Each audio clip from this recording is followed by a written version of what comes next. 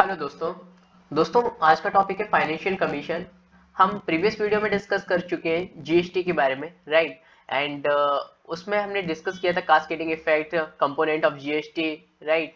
And अगर हम देखें फाइनेंशियल कमीशन, होपफुली अगर आपने पॉलिटी पढ़ा हो, ओके, तो बेसिकली आपको फाइनेंशियल कमीशन के बारे में थोड़ा आइडिया तो होगा ही, ओके। अगर नहीं है कोई बड़ी बात नहीं है, क्योंकि देखो ये आर्टिकल 280 के अंडर आता है, राइट। एंड अगर हम देखें तो ये 5 ईयर्स के लिए ये फिर से मतलब अपॉइंटेड किया जाता है, ओके।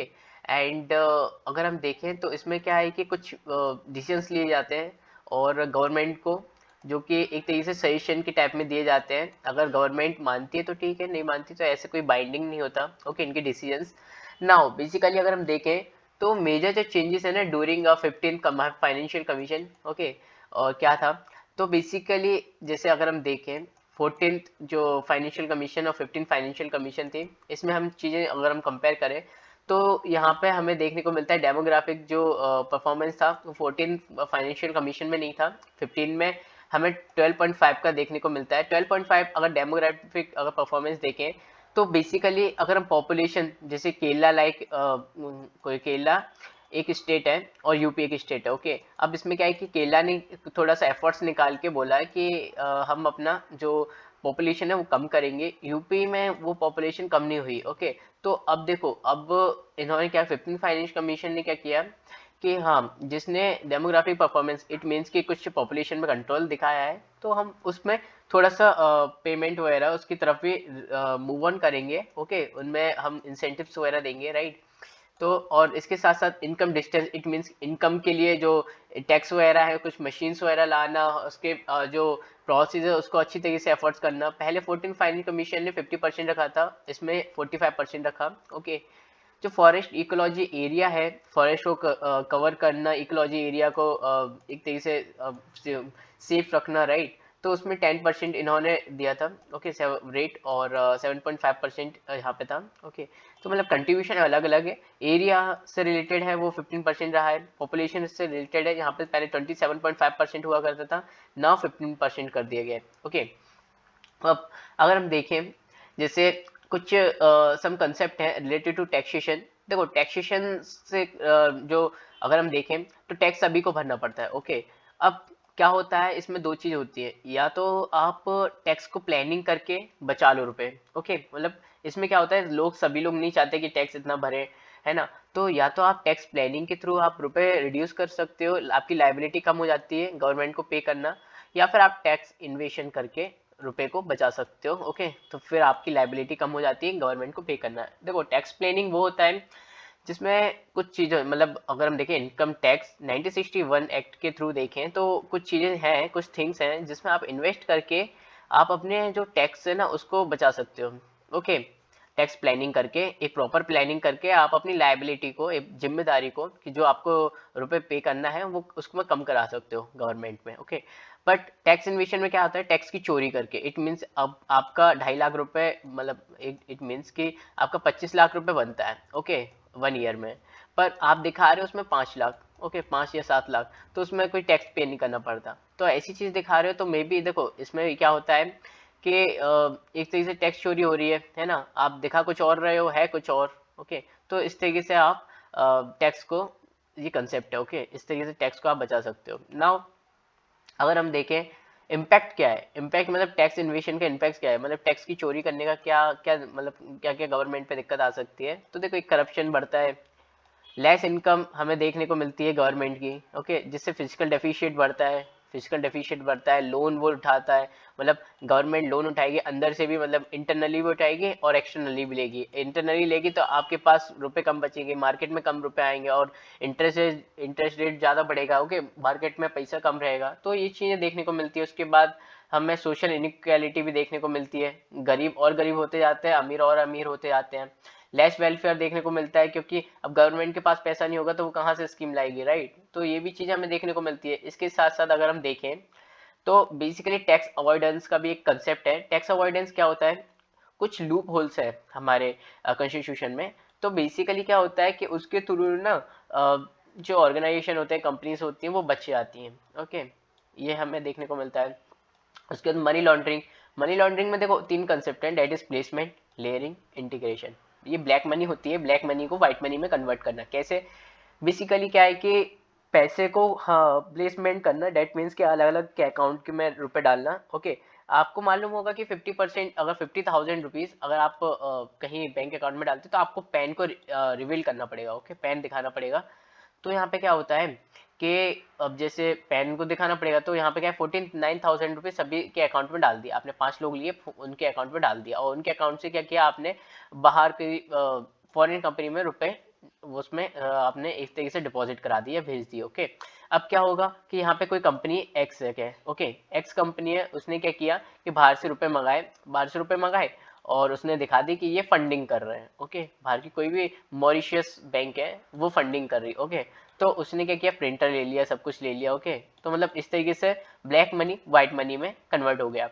नाउ हमने हमने देखा कि प्लेसमेंट, अगर मनी का प्लेसमेंट हुआ, ओके मतलब रुपए डिपॉजिट किए गए, बाहर भेजा गया था पेमेंट लेयरिंग में। ओके, फिर वापस से आके इकट्ठा कर दिया अमाउंट, और इसको बोलते हैं इंटीग्रेशन। टैक्स हेवन उसको बोलते हैं, डेट मीन्स कि जैसे कंपनीज, मतलब कोई गवर्नमेंट है वो बोलते कि आपको एक मिनिमम टैक्स लगा जाएगा, आप आइए हमारी कंट्री में आइए और आपको एक मिनिमम टैक्स या नो टैक्स पे करना पड़ेगा। ओके, तो इसमें क्या है कि ये टैक्स हेवन है, इट मीन्स के कंपनीज के लिए ये टैक्स हेवन लाइक, क्योंकि उनको टैक्स नहीं देना पड़ेगा, हम उनकी सर्विसेज को ले सकते हैं, कंट्रीज की रोड वगैरह है ना, सब कुछ यूज कर सकते हैं विदाउट टैक्स। तो ये उनके लिए हेवन की तरीके से लगता है। नाउ टैक्स टेररिज्म क्या होता है? टैक्स टेररिज्म वो चीज होता है जैसे कि आप अलग अलग तरीके से पेमेंट, मतलब टैक्स निकलवाना कंपनी से। ओके, किसी भी तरीके से किसी भी आप यूज करो और उस तरीके से टैक्स निकलवाना आपको कंपनी से, उसको बोलते हैं tax terrorism. Now tax terrorism में अगर हम देखें ना, उसमें क्या क्या आता है, देखो retrospective, that means taxation, it means के आप पीछे जाके, मतलब रिवर्स में जाके और फिर टैक्स लगाना। दैट मीन्स आपने 2008 में अगर आपने कोई बर्गर खाया हो, ओके उस टाइम उस पर टैक्स नहीं था, आपने वो 40 रुपए का बर्गर था और उस आपने 2-3 खा लिए। ओके, 3 खा लिए, इट मीन्स के 120 रुपए हो गए। अब आपके पास इनकम टैक्स वाले बोले कि आपने 120 का जो बर्गर खाया था, मतलब 2021 में आपको या 2023 में, जो भी मतलब आप कभी भी देख लो, वो आपको एक लेटर भेजें कि आपने ऐसे 3 बर्गर खाए थे, उसमें आपका 10 रुपए टैक्स बनता है, आप उसको दे दीजिए। अब दे दीजिए क्या मतलब है कि क्योंकि पहले तो देखो कोई टैक्स नहीं था, अब एकदम से आपने टैक्स लगा दिए, तो इसका मतलब ये थोड़ी ना है कि हम आपको टैक्स दे देंगे, राइट? तो ये देखो बेसिकली आपने जैसे देखा होगा कि है ना, वोडाफोन का केस देखा था आपने, वोडाफोन का केस, जिसमें क्या था कि है ना, पहले तो 2 बार, मतलब एक बार जीत गए थे सुप्रीम कोर्ट में, ठीक है, उसके बाद तब भी टैक्स वाले नहीं माने, तो उन्होंने क्या किया, फिर से अलग, मतलब पीछे जाके रिवर्स में जाके, और फिर उन्होंने फिर से एक तरीके से उन्होंने क्या करा कि चेंजेस कर दिया। ओके, चेंजेस कर दिया, डेट मीन्स कि 2008 के बाद से, अगर 2008 के बाद से देखें कोई भी कंपनी का ट्रांजेक्शन होता है, ओके, तो उसमें आपको टैक्स लगेगा। तो ऐसा हुआ था वोडाफोन के साथ, पहले बोला गया था, पहले जो एक्ट, मतलब जो टैक्स लग रहा था, सुप्रीम कोर्ट ने मना कर दिया था ऐसा कुछ नहीं है, फिर उन्होंने तब भी नहीं माने, तो फिर उन्होंने क्या किया कि फिर से उन्होंने ऐसा एक तरीके से उन्होंने रिवर्स किया, उन्होंने एक तरीके से मैनिपुलेट किया चीज़ों को, और फिर क्या किया उन्होंने, वोडाफोन पे फिर से टैक्स का वो लगा दिया, ठीक है। तो बेसिकली क्या हुआ यहाँ पे, टैक्स टेररिज्म हो रहा था। ओके, फिर पीसीए में जाके ये सारी चीज़ें की गई थी सॉल्व आउट। मतलब देखो बेसिकली ये है कि यहाँ पे टैक्स टेररिज्म, कि आप पे कुछ भी करके टैक्स लगाना है इन लोगों को, तो ये होता है। अब देखो टैक्स टेररिज्म क्या लीड करता है, मतलब ओके, तो अगर हम देखें तो बेसिकली क्या है कि कॉम्प्लेक्स टैक्स स्ट्रक्चर है। ओके, इसके साथ साथ एम्बिगिटी के लॉज है, मतलब लॉज ऐसे हैं तो इसमें बहुत दिक्कत होती है। ओके, और कॉम्प्लेक्स स्ट्रक्चर है। उसके बाद इम्बैलेंस देखें पावर्स का, मतलब इट मीन्स की पावर का मिसयूज करना, जस्टिस भी डिले मिलना, मतलब जस्टिस भी ऐसे थोड़ी ना हाल ही, मतलब 6 मंथ्स या 12 मंथ्स में मिल जाएगी, आपको टाइम टू टाइम लगता है। वोडाफोन केस को भी बहुत टाइम लगा था, राइट? उसके बाद हम देखें इम्पैक्ट क्या पड़ता है टैक्स टेररिज्म का, तो ये देखो it creates ambiguity, unambiguity in business environment, it means कि एक तरीके से ये एक अनसर्टेनिटी पैदा करती है। ओके, कभी भी कुछ भी हो सकता है। उसके बाद अगर हम देखें it creates negative impact image on about the foreign countries investors scenario, it means कि ये आपका आपका क्या होता है, वोडाफोन केस में भी ऐसे हुआ था, इंडिया की काफ़ी बेइज्जती हुई थी। ओके, वैसे ये है कि इमेज खराब होती है और फिर हर कोई एफडीआई के थ्रू मतलब फॉरेन डायरेक्ट इन्वेस्टमेंट में आप कह सकते हैं कि नहीं इतना फिर इजीली नहीं आता फॉरेन डायरेक्ट इन्वेस्टमेंट, और हर एक कंपनी थोड़ा सा हेजिटेट करती है इन्वेस्ट करने में। ग्लोबल मिनिमम कॉर्पोरेट टैक्स, आपने इसके बारे में अगर सुना है, देखो बेसिकली देखो क्या होता है ये कि जैसे टू अपने पिलर्स हैं इसमें, ओके, ओईसीडी के, ओके, ओईसीडी क्या होता है, देखो organisation for economic corporation and development, इसमें टू पिलर्स क्या हैं, तो जैसे आपने देखा होगा इरोजन, इरोजन ऑफ टैक्सेस, देखो बेसिस इरोजन अगर हम देखें तो क्या होता था कि कंपनी आपको बिना बेस कंट्रीज में ना होम कंट्रीज में टैक्स देती थी, और ना ही जहाँ पे उसके सर्विस मतलब चल रही है वहाँ पे कंपनी टैक्स देती थी, ओके। तो दोनों कहीं पे भी टैक्स नहीं देती थी, बोलती थी यहाँ पे हम आपको क्यों दें, हम यहाँ के हैं ही नहीं, और होम कंट्री में बोलती हैं कि हम आपके यहाँ पे सर्विस ही नहीं कर रहे। तो ऐसा ऐसे चलता था। तो इन्होंने क्या किया कि फर्स्ट सभी कंट्रीज ने बोला कि ये कंपनीज हैं और ये कंपनीज आपके यहाँ पे टैक्स दें तो ठीक है, हमारे यहाँ पे टैक्स दें तो ठीक है, हम अपने बीच में डिस्ट्रीब्यूट कर लेंगे, ओके। पर इन कंपनियों को नहीं छोड़ना है, ओके, क्योंकि ये लोग क्या करते हैं कि ये अपने टैक्स पे करने से बच रहे हैं, ओके। तो इन्होंने फर्स्ट ये किया कि थोड़ा सा इसमें चेंजेस किए, ओके, और थोड़ा कोलैबोरेट किया कि हम अपने आपस में बांट लेंगे, ओके, पर हमसे टैक्स लेना है। Second second thing is that कि टैक्स अब डिस्ट्रीब्यूशन तो हो रहा है, ओके, अपने यहाँ पे डिस्ट्रीब्यूशन हो रहा है, पर अब कैसे डिस्ट्रीब्यूशन होगा, डेट मीन्स कि ऑर्गेनाइजेशन ऑर्गेनाइजेशन के बारे में अगर हम देखें तो बेसिकली इट बेसिस इरोजन, उसके बाद अपना जो निकल के आता है कि मिनिमम जो गवर्नमेंट शेयर्स है, ओके, उनमें अपना टैक्स लगना है ना। एंड लो बेसिकली हमने क्या देखा था कि need for the global minimum corporate tax, okay, और इसमें क्या था कि हमने गवर्नमेंट के इरोजन्स को देखा ऊपर से, और कुछ चीज़ों में टैक्स ना लगना वो भी हमारा निकल के आता है कि कौन कौन सी चीज़ों में नहीं लग रहा था टैक्स, ओके।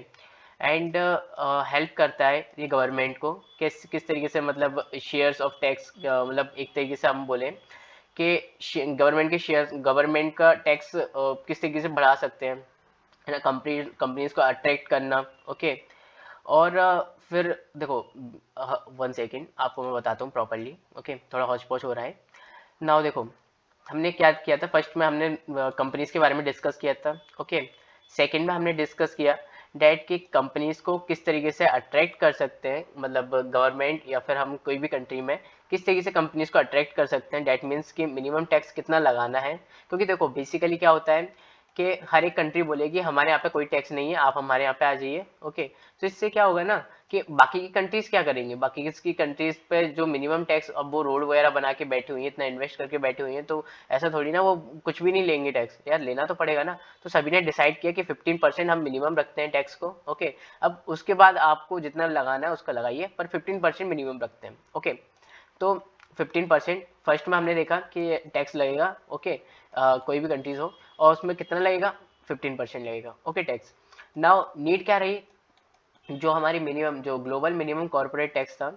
अब देखो उसमें हमने देखा कि गवर्नमेंट को है ना कुछ शेयर्स मतलब टैक्स मिलने लगेगा, ओके। और यहाँ पे रेस भी अगर आएगी, मतलब ग्लोबल जो फर्म्स है ना उनको अट्रैक्ट करने की। और यहाँ पे हमें देख सकते हैं जैसे चेक जो मतलब जो बैलेंस इरोजन है ना, बेस इरोजन प्रैक्टिसेस, उसको भी एक तरीके से बैलेंस कर सकते हैं, चेक कर सकते हैं। चैलेंजेस निकल के आते हैं कि किस तरीके से, देखो ये मुश्किल है पुअर कंट्रीज या डेवलप कंट्रीज नेशंस के लिए कि टैक्स वगैरह इतना कम लेना, ओके, और उनको कंपनीज को इतना अट्रैक्ट करना, क्योंकि देखो उनके पास इतना स्ट्रक्चर नहीं होता यार, और पैसा कहाँ से, मतलब पैसा यहीं से तो ले पाएंगे, ओके, और वही स्ट्रक्चर वगैरह बनाएंगे, कहीं कंपनीज नहीं आई तो फिर उनके लिए डेफिशिट वाला काम हो जाएगा।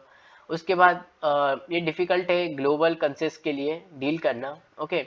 ऊपर से देखो बेनिफिशियल है डेवलप्ड कंट्रीज के लिए, क्योंकि उनके पास सब कुछ है, ओके। तो इजीली सारी कंपनीज वगैरह, अब कंपनीज भी क्या कर सकती हैं, कंपनीज को तो अपना बेनिफिट्स देखना है, हमें जहाँ पे चीज़ें मिलेंगी हम वहाँ पे जाएंगे।